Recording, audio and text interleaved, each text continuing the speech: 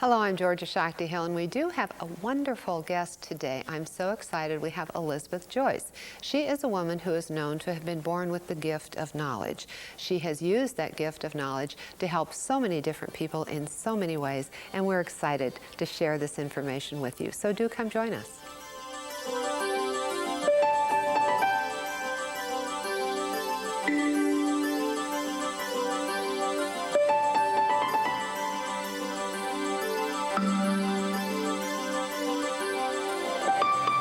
Elizabeth Joyce is a renowned medium, psychic, intuitive. There are lots of different words for the gifts that she shares. Some of the things that she shares also are in the form of tapes, and we have a couple of those to share with you today about healing depression and also about the chakras.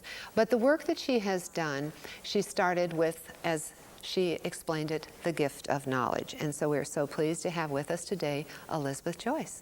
And so what is the gift of knowledge? Well, the gift of knowledge is one of the 7 gifts that Christ left his disciples and said would continue through mankind until he returned. The gift of knowledge, the gift of healing, the gift of wisdom. And so I would like to say that I have been born with the ability to have some telepathic response with people and to see visions of things either in the past or in the future. And it's been so natural to me that I've never really had to use a crystal ball or a tarot card. It's just something that's a part of my body. And you have used it in so many different ways that you have been really recognized and honored for years. Women's Day magazine? That's correct. ABC named you one of the top 20 psychics or mediums in the United States. I was named in 1998 because they asked in 97 for me to make the prediction, and I said a dark-haired girl named Veronica would upset the White House. Oh. An angry blonde would bring forth the truth, and it would later be verified, and Clinton would be impeached in the fall months of 98. Ah, so there you go. They shouldn't ask if they don't want the answer, right? They did ask, didn't they? Correct. And this information then came to you. Yes. And you can explain that to people as to what medium it is. You said you're clairvoyant, you're clairaudient, you're clairsentience. There's 3 types of ways that we can use our telepathic responses, which I believe in the next millennium we're going to develop ourselves in mankind by becoming more telepathic and more empathetic. And I think it will be one of the steps towards world peace. Between that and the internet and getting to know people in other lands and accepting them. So clairaudience is clear hearing. Clairsentience is a feeling when your hair stands on end and you know something's going on, yes, or a hunch. And then clairseeing, clairvoyance is clear seeing from the third eye. And I literally see movies, sometimes in black and white and sometimes in color. Now, all of us have this ability. That's but correct. You have one that was developed. You were born with it, basically, and you have always had it. So for you, it is as natural to you as all the other senses that you have? That's true, but it was focused on when I was hit by a drunk driver with my son in 1979, and of course they did that show on Unsolved Mysteries recently. And I had the out-of-body near-death experience. And when I came back from that, I had a recurring dream, which was in the Women's Day story of this body blowing up from a house and going back into tumbleweeds, and I didn't know what it was about. And I kept hearing, your aunt died. She's in Houston, Texas. Well, my family is from New England.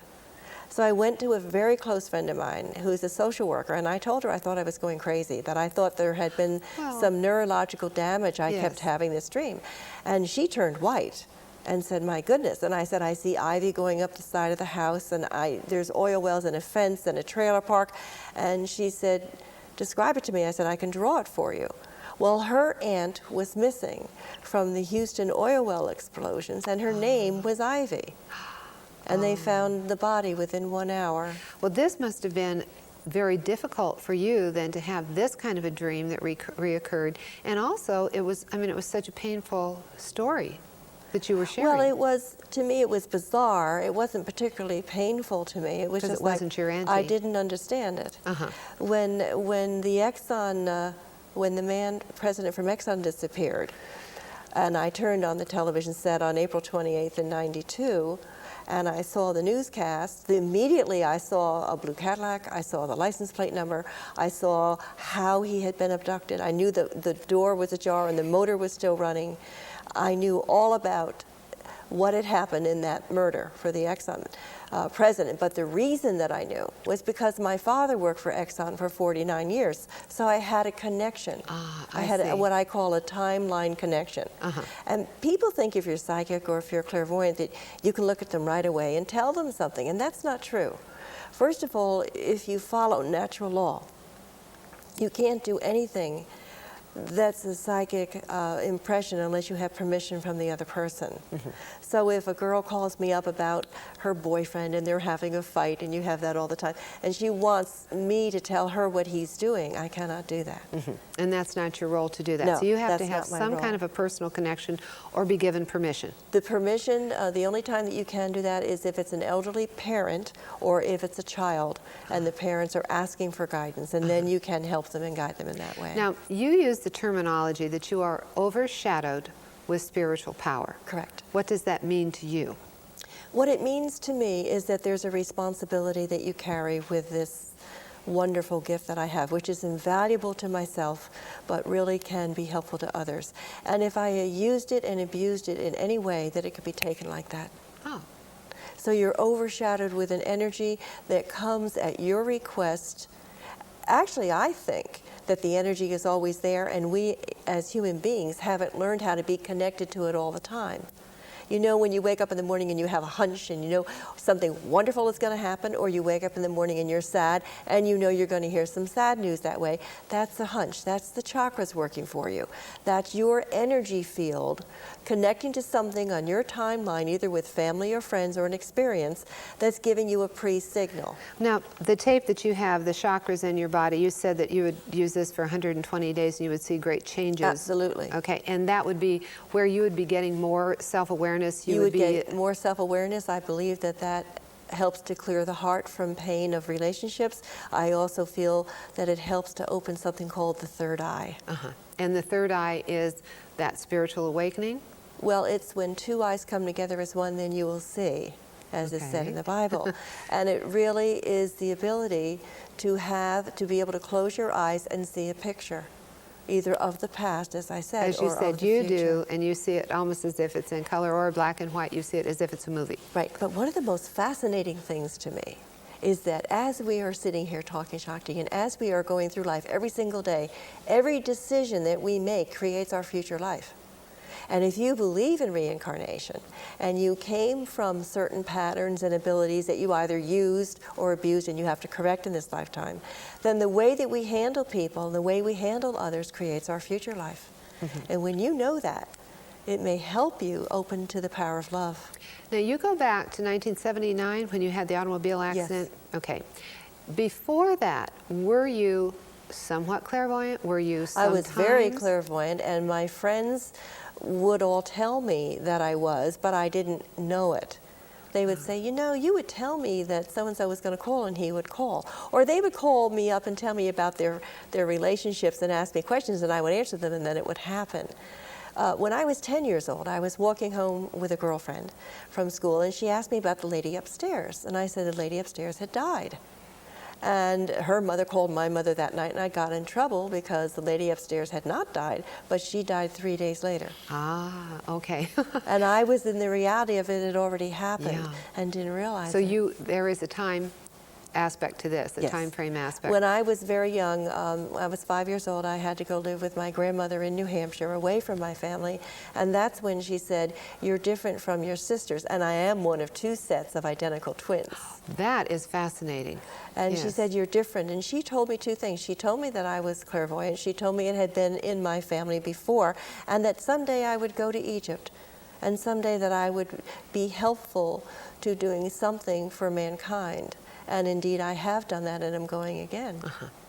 So the fact that I'm sure that you're very aware then of what the studies that have been done on twins. And you said that there are 2 different types of twins and different purposes within that. Correct. Okay. There's the twins that come together and they adore each other and they establish their own language, and my older sisters did that. And my older sisters have their own language now, and they're in their 60s. And then there are the twins that are born to separate, and I call it detwinning. They have to find their own individual self. They're born into a partnership that's not chosen. It's chosen by God. So they have to work through that partnership, but also get to a place where they take their self. They become their strength and use their talents without relying on the other one. And it usually happens between 36 and 50. Ah, okay. So your purpose with your twin was to Separate. de-twin. Okay, to establish your own self and your own identity. And as I had done regressions about my past lives, 2 very vivid ones, I was identical twin again. But she had died and I had gone on, which was very interesting. Yes. Very interesting Yes. therapy. Ah, okay.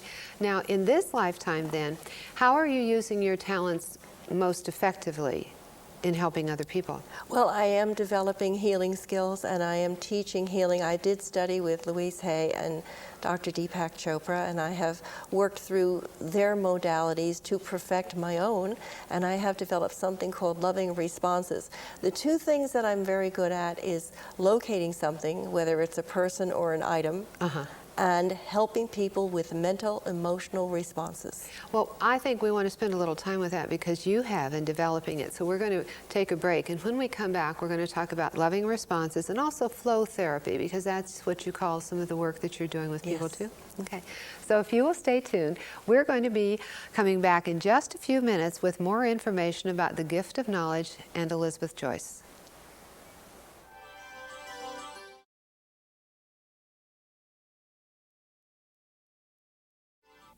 And if you are just joining us, I'm Georgia Shakti-Hill. We're talking with Elizabeth Joyce, and in biblical terminology, she has the gift of knowledge. She is intuitive, she is psychic, and she has all of the 3 clairvoyance, clairaudience, and clairsentience.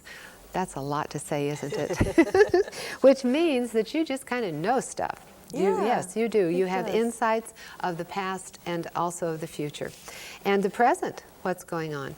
But you said that you've put that together in your own healing modality. You have called this loving responses is one thing that you work with. That works with the mental emotional. Okay. How you can handle a relationship without getting everybody upset. Okay. And the other one is loving responses, which works with the heartbeat. Okay. And that's balancing the body at the different pressure points. It's using acupressure and the tips of your fingers on different parts of the body on the opposite sides. And there are several flows that one can use. Actually, this science is out of Tibet and out of Japan. This is the flow therapy? The flow therapy, and it's Okay. healing. So you bring in the healing energies and you work with the heartbeat, and it's quite impressive. And it helps with chronic illnesses, like lower back pain, a toothache. It can help with, if you have poor circulation and you're always cold, it can help with chronic fatigue syndrome. It's good work. It sounds fascinating. And you said that on the mental, emotional level, though, the work that you do is loving responses. Yes. Yes, and I like that because you said sometimes we need to practice that. Absolutely. Okay. And the way that you do it is staying in the I am. I am that I am. Okay. Instead of saying, you are hurting me, you would say, I am feeling hurt by what you said. And that is non-accusatory, so it takes off the need to fight back. And so in a situation, give us a situation of how one might respond and how one could do that in a loving response. Well, if you are having someone be abusive to you, whether it's a parent, a boss, a husband, or a wife, or whatever, and somebody either uses profanity or says something hurtful, you could say back, are you aware of what that sounds like? And I'm uncomfortable with what you said. It was hurtful. It was intended to be hurtful. Another example is if you go to the post office to buy some stamps and the person behind the counter throws the stamps at you and you know that they're upset about something, you could say, I'm really sorry that you're having a bad day. Instead of getting angry at what they did, try to understand that they are not you, they're something separate, and they're going through something separate from you. Yes. Because we have a hard time understanding, especially in this country, that other people are separate and that what we perceive isn't always the whole truth. And their behavior may have nothing to do with us whatsoever. It We usually take it so doesn't. very personally. Correct. Exactly. The other thing I like is what I call a divine cosmic setup. Okay. Now, divine cosmic setup works like this. I was going on a trip. I got held up at the airport. I talked with a woman and her 2 kids. They invited us for dinner where I was going to Asheville, North Carolina, and it was very nice. But 4 days later, I met some other friends, and this one woman was very depressed because she couldn't find housing and didn't have a good realtor in that area. And I told her to call this girl's father, who we had just had dinner with, and she did, and he found her house within 2 days. And you call this? That's a divine setup. Okay, divine setup. Now, and speaking of depression, again, some of the work that you do with your tapes is, for example, healing depression the natural way. And you said your son is a doctor, but he supports the work that you have done here. He did on that particular tape. I had him check it for accuracy, and I had him listen to my information side, which explains what chronic depression is and how we all go through it, and also tells you that when you are depressed enough to make sure you do get medical help. And then the second side takes you back to being a baby and helps you to remember the freedom of that so that you can get out of your depression. Yes, the freedom. Yes. Of being a baby. Freedom is interesting. Now, you also teach meditation techniques. I do. Okay. I teach Kundalini Yoga. Okay, and Kundalini Yoga is from a wonderful master named Yogi Bhajan, and it has to do with breath work, and it also has to do with postures, and it has to do with clearing the chakras so that you can meditate deeper and relax more, and then perhaps begin to get some inner answers for yourself. And the Sanskrit that's used, Sanskrit was believed to be the original language, like Om Namah Shivaya. Yes. You've heard of Om and Om that Namah is my Shivaya. chant. That's Sanskrit, so that when we hear it, we feel joy and we feel a recognition. So then we use seed sounds to clear the body. And when you clear the body and everything relaxes, then your answers can come. Because people always want to know from someone who is an acknowledged psychic or clairvoyant, how can they become more intuitive, more Correct. clairvoyant themselves? And so you feel that part of this is through the meditation techniques. What do you teach? If people want to know how they can become more intuitive, Well, what do you suggest? I have 10 classes that I teach. It's called Psychic Level 1, and what it does is it takes you through all the different experiences, the aura, the hands-on healing, the self-hypnosis, the telepathy experience, the wonderful regression experience, and what karma is and how karma works. And so you give them a basic history of that, and then you have them during this time start to meditate and start to work on being much more aware of what their surroundings are, what's going on with other people, and that other people and how they act really do not reflect on who you are. Okay. And it works. It frees them up, and then they can become wiser, and they can start to help others around them, and we spread it. But as you had said before, being overshadowed with spiritual power, what this also means is you have to be responsible with your gifts. Yes. Now, you said there was an incident with your sister that was really profound, and this was your twin sister. In 1986, on November 11th, as a matter of fact, I was meditating in Hawaii, and I heard your sister died, and I knew that a car had gone over a hill, and I put my hand out into the fourth dimension and caught the car, and I literally would not stop meditating until that car got safely back up on the hill again. And you said it was a 10-hour process? It took 10 hours. Oh, wow. 10 hours, and then I was exhausted and I slept. And the next day I called my mother 6,000 miles away, and my identical twin had gone over a 35-foot ravine and had walked away from the car accident without a scratch. And there is no doubt in your mind the experience that you had was saving the sister. That's Absolutely. just absolutely what happened. It was called taking on the karma. Uh-huh. I took on the karma of my twin. And what does that mean? When you take on the karma of somebody, it means that you help them free themselves up so they can make a soul choice, especially if there's a lot of fear. Another example of a friend of mine who's a healer had me come to the hospital and work with his 4-year-old daughter, and we both worked on her. She was ill and they could not find what the problem was. Well, we didn't really want to know what the problem was. We wanted to get rid of it. So we both did a healing on her with light and energy work based on, I would compare it to Barbara Brennan's wonderful work. And the next day she had a 98-degree temperature and went home and was fine ever since. So sometimes we can have a disturbance on the mental emotional levels and we aren't able to verbalize it. It can affect our body, throw us off of center. And if we know how to free that up, then we can both have healing practitioners with us or we can self-heal. And that's Now, I did important. visit your website, and you do lots of wonderful things. You have essential oils, you make your own jewelry that you sell, and so forth. But I liked one of the things that said, this is what we need to do, and there are steps that we can take to be happy and to have a good day. Right. We need to sing, smile, dance, stretch, and be outrageous. Absolutely outrageous.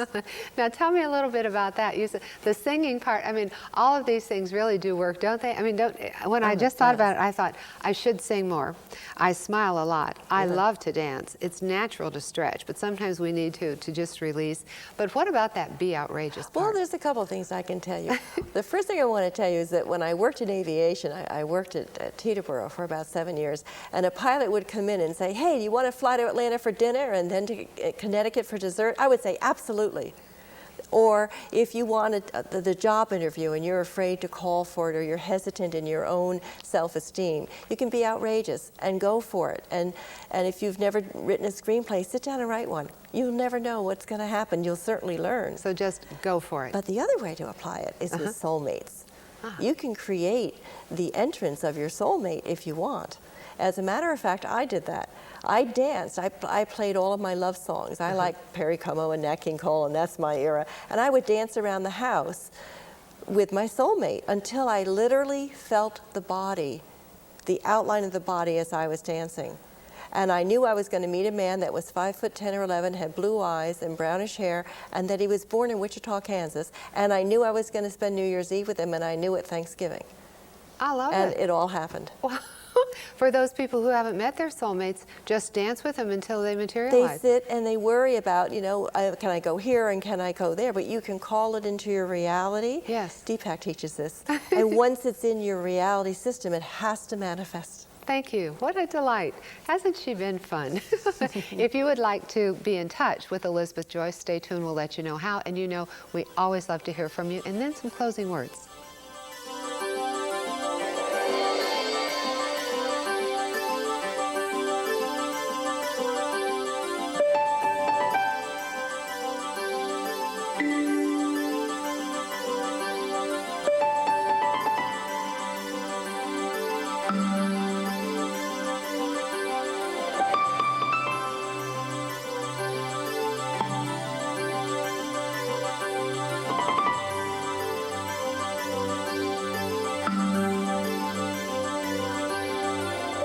So you have just met Elizabeth Joyce, a woman with the gift of knowledge. And as she acknowledged for you, you have these gifts too. I love the part that you can just dance until the soulmate appears. I love that part. Now, I have a soulmate, but for those of you who still need to connect, that's another opportunity of how you can learn to live in balance in mind, body, and spirit. So until next time, I'm Georgia Shakti-Hill. May you be well, happy, and peaceful, and perhaps you could sing, you could dance, you could stretch, you could be outrageous.